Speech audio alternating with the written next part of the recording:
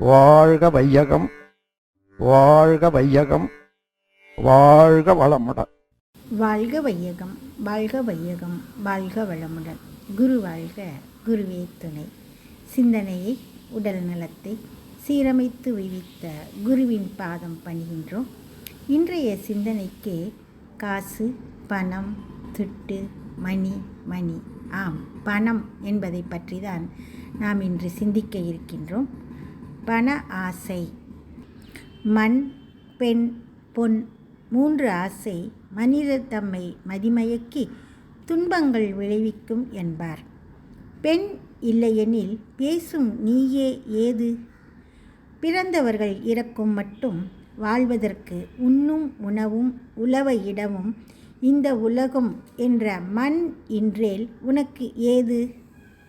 எண்ணத்தால் எழுப்பிவிட்ட பணம் ஒன்றேதான் இயற்கைக்கு முரண்.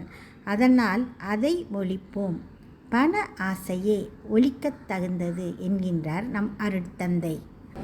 பணம் என்ற ஒன்று மனிதனால் செயற்கையாக தோற்றுவிக்கப்பட்டது, இயற்கைக்கு மாறானது ஆகும்.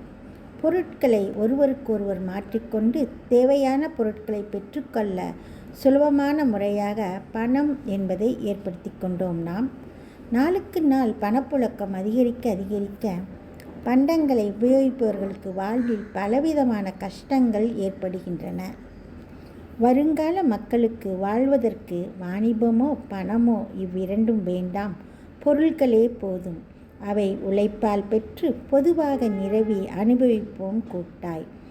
பண்டங்கள் பெருகிட அறிவை கொண்டு விஞ்ஞானம் பெற்றோம், பணம் ஒழித்து பகிர்ந்துண்டு கூடி வாழ்வோம் என்கின்றார் நம் அருட்தந்தை.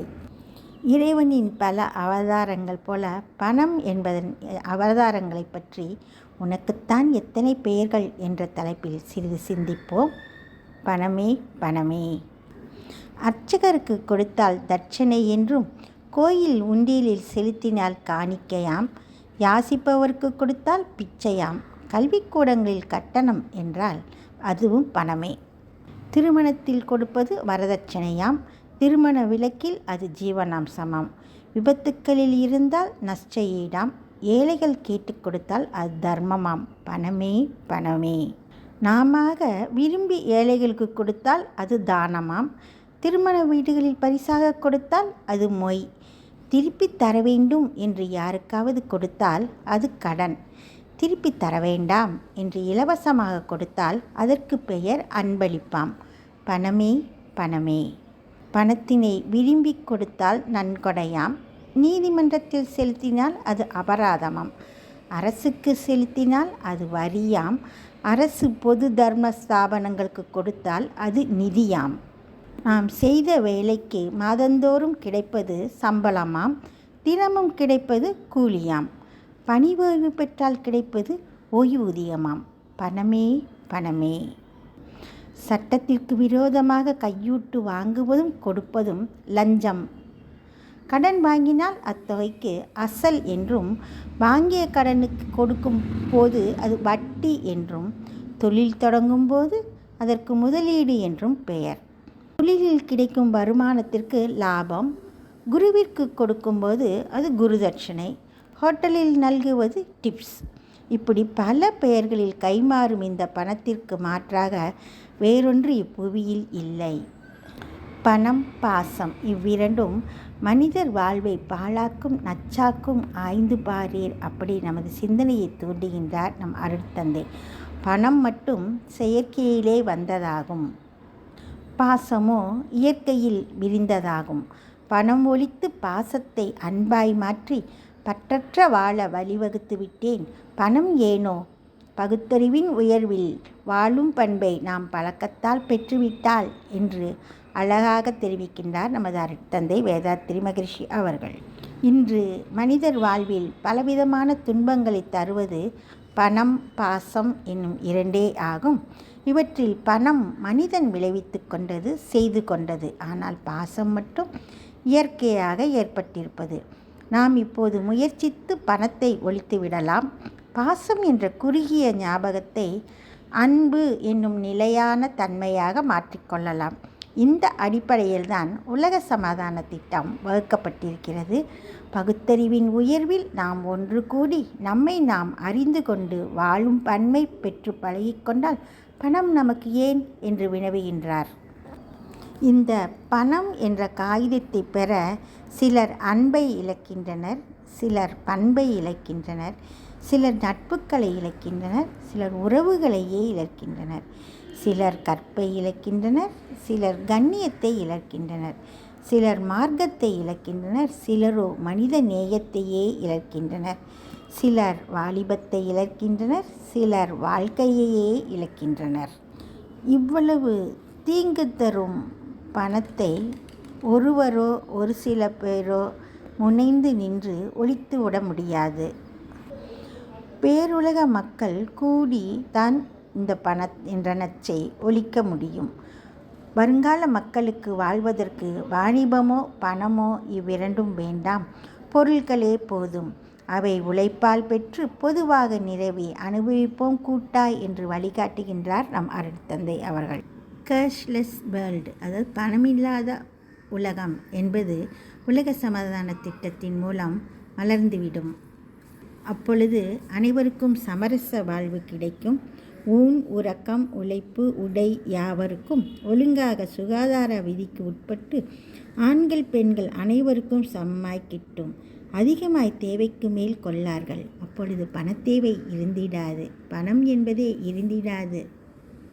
உலக சமாதான திட்டத்தால் உணவு உடை உழைப்பு உறக்கம் வீடு என்பன எல்லாம் இவ்வுலகத்தில் வாழும் மக்களுக்கெல்லாம் ஆண் பெண் யாவருக்கும் சமமாக கிடைக்கும். எவரும் எந்த பொருளையும் தேவைக்கு மேல் அனுபவிக்கவோ தேவையில்லாத பொருளை அனுபவிக்கவோ மாட்டார்கள். ஏனெனில் இவ்வித அனுபோகங்களாலேயே வாழ்வில் துன்பங்களும் தரித்திரமும் உண்டாகின்றன, வியாதிகள் உண்டாகின்றன என்று அனைவரும் அறிந்து விளைவறிந்த விழிப்பு நிலையில் விழிப்புடன் வாழ்வார்கள். ஆகையால் வீணான வழிகளில் சிந்தனை செலுத்த வழி இருக்காது.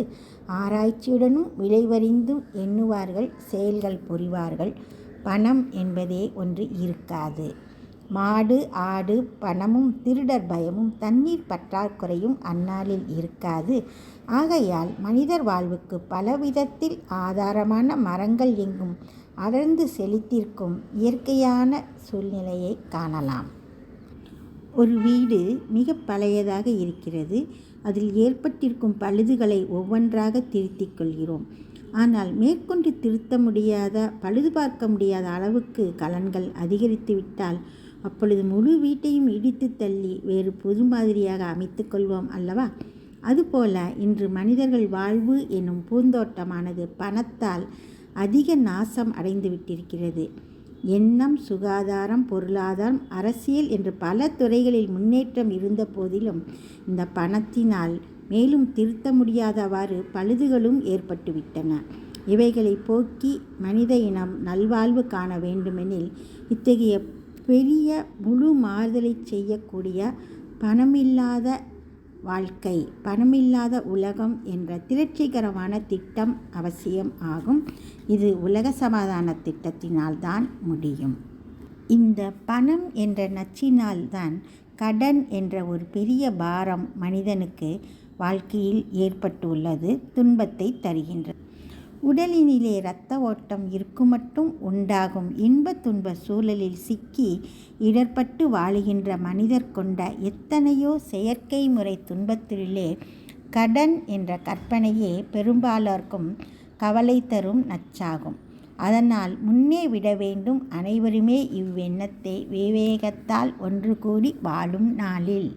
பணத்தால் ஏற்பட்ட கடன் என்னும் துன்பமே எல்லாவற்றை காட்டிலும் விஷப்புகை போன்று பெரும்பாலோர் வாழ்க்கையில் கொடிய இன்னல்களை தந்து கொண்டிருக்கின்றது. ஆகையால் இந்த துன்பத்தை வேருடன் களைய வேண்டியது அறிவறிந்தவர்களின் கடமையும் பொறுப்பும் ஆகும். அதற்கு இந்த பணம் என்ற நச்சினை ஒழித்தல் வேண்டும். How to live without money, பணம் இன்றி வாழும் முறை என்ற ஒரு தெளிவான அழகான முறையை நம் அருட்தந்தை அவர்கள் நமக்கு கவியாக வழங்கியுள்ளார். பணம் இன்றி வாழும் முறை. தினம் தினமும் தொழில் செய்து பின்பு அந்த தேதியிட்ட அடையாளச் சீட்டு பெற்று தனது தேவைக்குரிய பொருள் அடைந்து தக்கபடி அனுபவிக்க நாம் உழைத்துண்டு அடையாளச் சீட்டு பெற்று அதன் மூலம் பொருள் பெற்று தக்கபடி அனுபவிக்கலாம். இம்முறை எவ்வாறு சாத்தியமாகும்? பணம் இல்லாமல் எப்படி வாழ முடியும்? பணம் இன்றி வாழும் முறை. பணம் இல்லாமல் எப்படி வாழ முடியும் என்று மயங்க வேண்டாம். சகல சொத்துக்களையும் பொது உடைமை ஆக்கிவிட்டால் அவரவர்களுக்குரிய தொழிலை செய்து தொழிற்சாலை நிர்வாகத்திடமிருந்து அன்றாட சீட்டு பெற்று மறுநாள் தொழிற்சாலைக்கு போகும் வரையில் வேண்டிய ஆகாரம் மற்ற வசதிகள் பெற்று மனிதர்கள் நலமுற்று வாழ்வதற்கேற்ற திட்டம் வகுத்து கொள்ளலாம். Money was created as a token of labor and to facilitate exchange of commodities. Each person should have a credit card. His wages or salary will credited on the card. There will be no private enterprise. All commodities and facilities will be supplied by a cooperative societies.